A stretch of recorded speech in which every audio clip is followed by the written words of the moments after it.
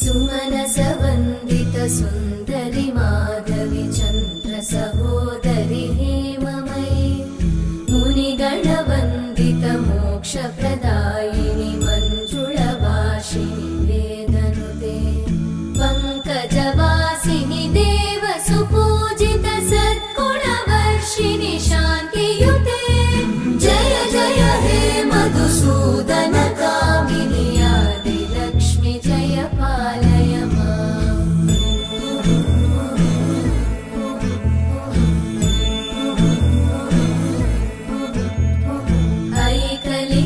ऐकलिकल्मषनाशिनि कामिनि वैदिकरूपिणि वेदमये